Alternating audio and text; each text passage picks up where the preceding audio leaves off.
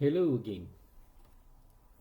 In the previous short video, we have already discussed the relationship of a unit step response to the Bode diagram of the system itself.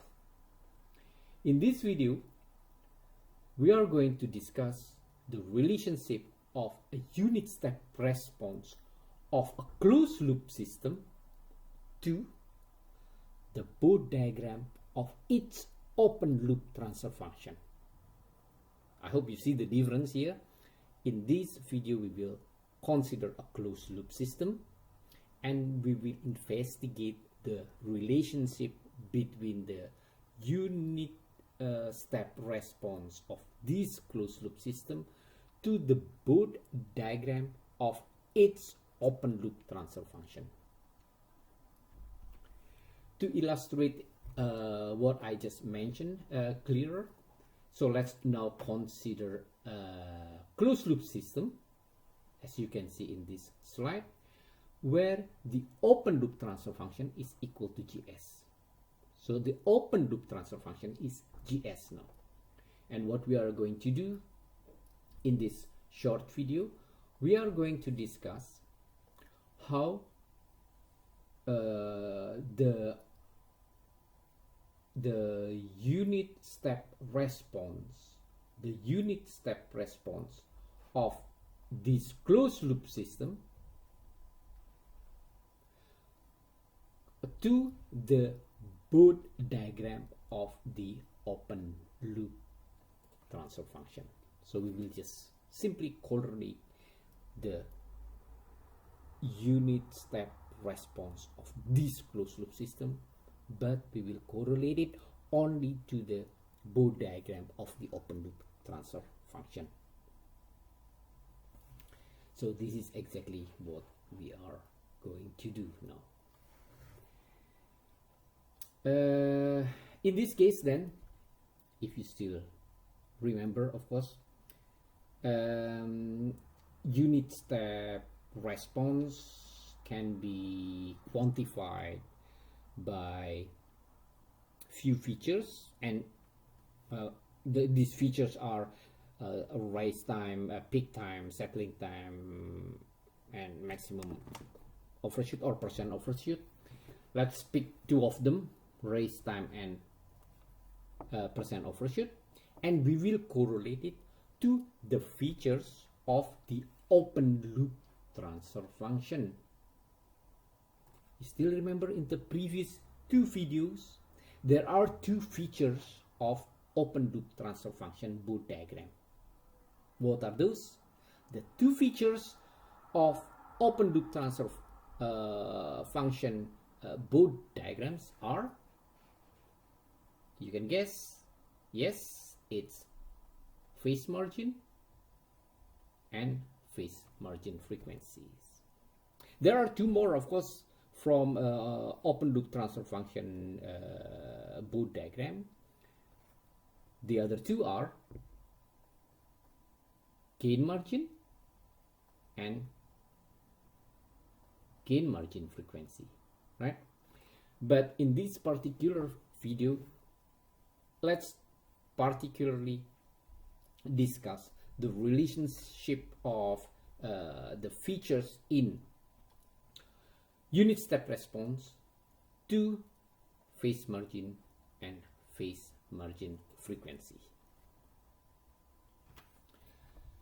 Let us recall our discussion in stability margins last time, when we want to analyze the stability of a closed loop system. Stability of closed loop system, be careful here, the stability of closed loop system, we can check it by looking at the gain margin and phase margin inferred from the Bode diagram of its open loop transfer function. Checking the stability of a closed loop system by looking at the Bode plot of its open loop transfer function.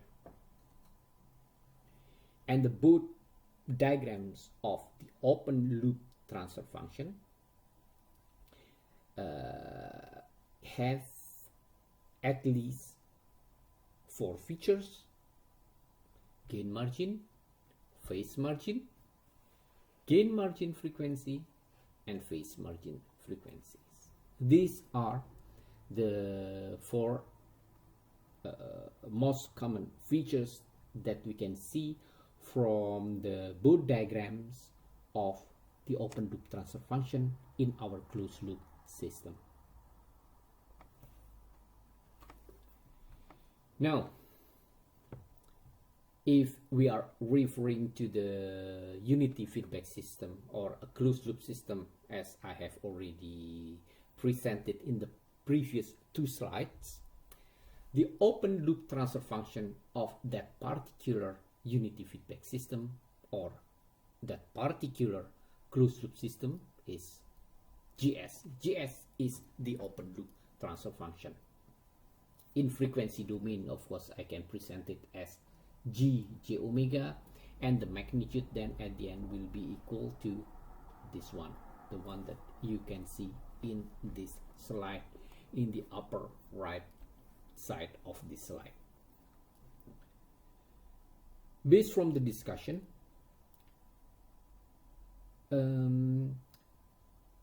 phase margin frequency, omega PM, is the frequency in the Bode diagram of the open loop transfer function when the magnitude value of the open loop transfer function is equal to 1. That is the definition of phase margin frequency. We have already discussed this in the previous 2 videos, I think, if I'm not mistaken, when we were discussing stability margin. So based on this definition, with some mathematical manipulation, we can derive the equation of phase margin frequency based on the open loop transfer function GS. The equation of phase margin frequency is shown in this slide. And then from this equation, we can easily see that for a particular zeta, for a particular damping ratio, we can easily see that phase margin frequency is directly proportional to the undamped natural frequency in our system. Conversely, higher phase margin frequency will mean higher omega n. And then if you refer to the formulas of settling time, peak time, and rise time, you can also see that the higher the omega PM, the lower these 3 features of settling time, peak time, and rise time.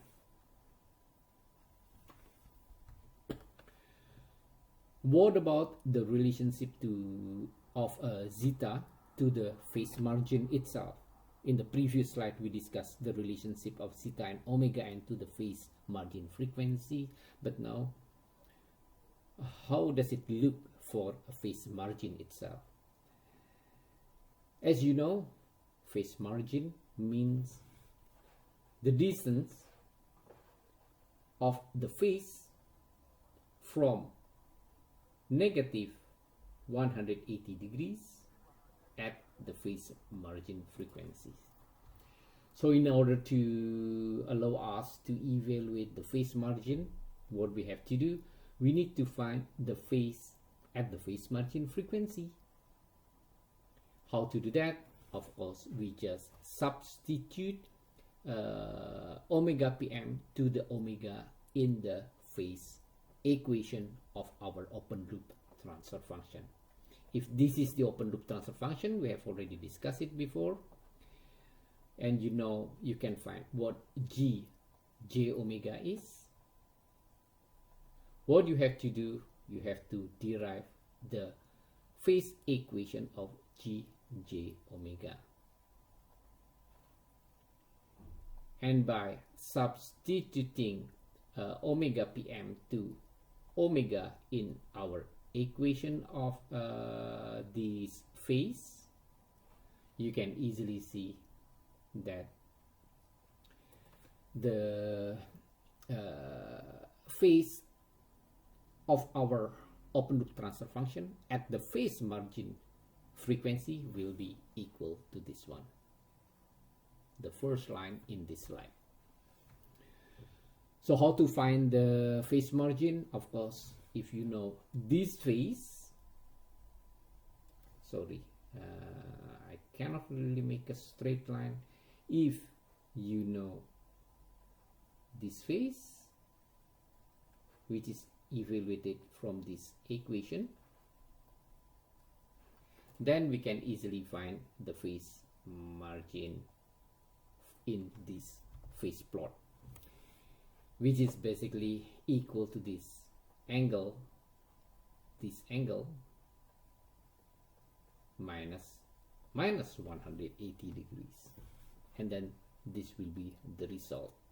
This will be the phase margin from our open loop transfer function Bode plot.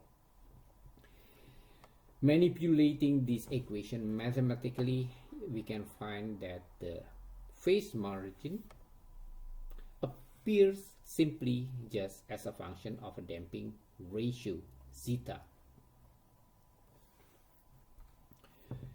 Inversely, then zeta can also be found if we know the phase margin. Okay. The relationship between phase margin and the damping ratio zeta, if I plot this function, phase margin against zeta, you will find this kind of relationship. It is not a linear relationship, but anyhow, we can easily see here within this range, the higher the zeta, the higher also the phase margin gamma. Okay. Let's take a look on this example. Now let's consider, I guess, a similar an example like what we discussed in the previous short video. Let's consider now an underdamped second order system in our closed loop system, where the unit step response, if we evaluate it, will have percent overshoot of 20% and peak time equal to 2 seconds. Using the formulas of unit step response features, please again once more refer to the previous video when we discussed a second order system. We can easily find the relationship between zeta and percent overshoot. Percent overshoot is just, again, I have already mentioned it before, percent overshoot is just simply a function of zeta. Therefore, we can easily find the zeta if we know the percent overshoot. In this particular case, again, the zeta is equal to 0.456. And then in the second place, if we know the peak time is characterized by zeta and omega n from the formula. So once we know the zeta from the previous equation, we can find the omega n easily. Okay. Now from this unit step response, we can estimate the zeta and omega n of our system. Knowing zeta and omega n, based from the previous few formulas that we have already discussed in the previous few slides, we can also estimate the phase margin frequency, the bandwidth frequency, as well as the phase margin. From those formulas, we can evaluate that the phase margin frequency is equal to 1.44 radian per second. The bandwidth frequency is, I didn't really calculate it here, but yeah, you can calculate it by yourself using this formula. And the phase margin is equal to 48 degrees. It's pretty fair to say that phase margin frequency and bandwidth frequency has a typical relationship, where typically the bandwidth frequency is somewhere between phase margin frequency and 2 times of the phase margin frequency. Okay, now if I want to take a look a bit further on the relationship of phase margin frequency and bandwidth frequency to zeta and omega n, I can use these two equations, the two equations that you can see in this slide, the equation of phase margin frequency and bandwidth frequency, and I can plot it as a function of zeta.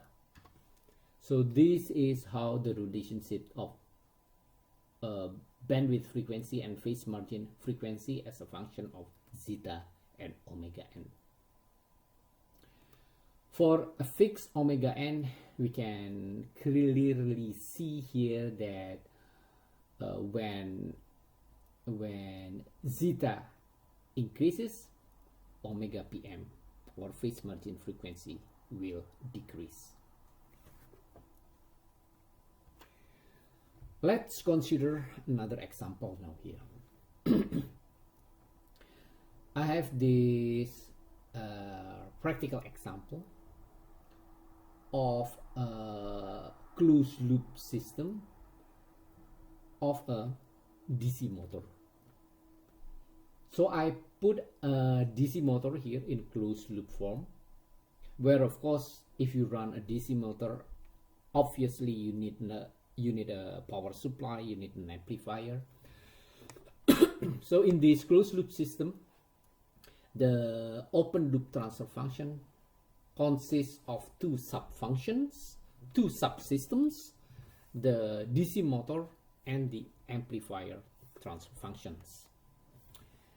As these two subsystems are connected in serial connection, so I can consider this open loop transfer function as one transfer function only, right? That's fair enough. In this particular example, let's consider that the amplifier here is just a simply static system with a constant gain K, where the gain can be adjusted. Of course, it's an amplifier anyhow. And the transfer function of the motor can be seen like this. For this particular application, let's just consider an ideal sensor, where the sensor has a unity transfer function. Therefore, this closed loop system can be considered now as a unity feedback system. Okay, and then to this system we give a unit step input. Therefore, as I have already mentioned before, the two subsystems, amplifier and DC motor, both of them are connected in serial connection, so the open loop transfer function can be combined into something like this. As you can see in this slide, it's just multiplication of the transfer function of the amplifier and the transfer function of the DC motor. If you observe this open loop transfer function, apparently this system pretty much similar to the unity feedback system that we discussed in the first part of this short video, where the closed loop transfer function or this unity feedback system will form a typical second order system. Okay, you can identify how the you can identify how the closed loop transfer function will look like by applying this equation. Okay, apparently after I give a unit step input to the system, the output theta f here, after I record it, will show this behavior. This is the output of the unity feedback system, where from this response I can identify that the percent overshoot is equal to 20% and the peak time is 2 seconds. The peak time is 2 seconds and the overshoot here is 20%. Okay, so from here, of course, we can easily find its correlation to the features in the Bode plot of our open loop transfer function. You can find the phase margin and you can also find the phase margin frequency. Apparently, if we plot the Bode diagram of the open loop transfer function, this is what we will get. If we identify the phase margin from this Bode diagram, the phase margin is the phase distance from the phase value to negative 180 degrees at the frequency where the magnitude is equal to 0 dB, where the frequency is equal to phase margin frequency. And from this plot, after I took my ruler and measure this distance, apparently I got that the phase margin is equal to 48.2 degrees. It is equal to the phase margin that we can calculate from the equation of phase margin as a function of zeta. You can try it by yourself to prove this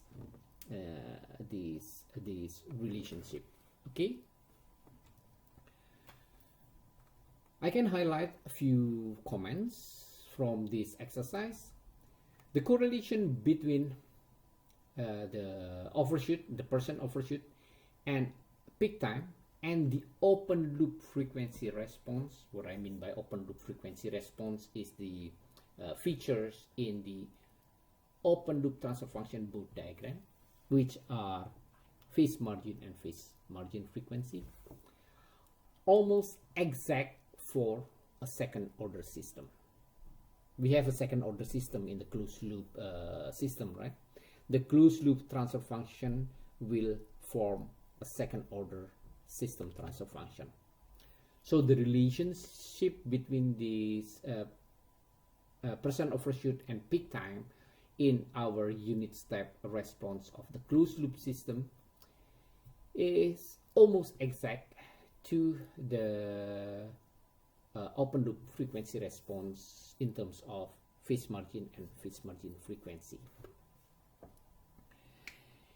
But if you are dealing with higher order system,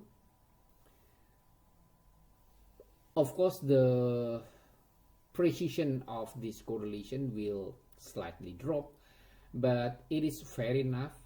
If we are dealing with high order system, we can take the lower order approximation of the higher order system to a second order system, lower order second order system approximation. It's difficult to correlate if there are no dominant complex pool, of course. If we are dealing with higher order system and this higher order system can be approximated as a second order system. So it can be approximated as a using lower order approximation to a second order system. Then we can approximate this correlation easily. But if the dominant complex pool is not exact, or the dominant pools are or is not a complex pool, then it's difficult to correlate. I hope you still remember what I meant by lower order approximation. We discussed this a bit detailed when we were discussing second order system in the previous videos. Please refer to that video again on the discussion of lower order approximation. So basically what a lower order approximation means, if you have high order system higher than 2, we can approximate higher order system based on the dominant poles or dominant pool. What we meant by dominant pole or dominant poles is or are poles that is or are closest to the imaginary axis. If the poles or the pole that are or that is closest to the imaginary axis are dominant complex poles, so the one that is closest to the imaginary axis are a complex poles, then you can approximate this higher order system as a second order system. But if the one that is closest to the imaginary axis is only a single real pole, then you can approximate this higher order system as a first order system. So if there is no dominant complex pole in the lower order approximation, then it's difficult to correlate the unit step response features to the open loop frequency response features. With second order system, it is fair enough to say that if we have zeta, the damping ratio between 0.3 to 0.7, then the phase margin will be somewhere between 30 to 65 degrees. Zeta and omega n will determine phase margin frequency, which indirectly related to the bandwidth frequency. The higher this frequency, the faster the response of the system. This concludes the discussion of this short video. There will be a few more short videos coming before we start the discussion on controller design using frequency response function approach.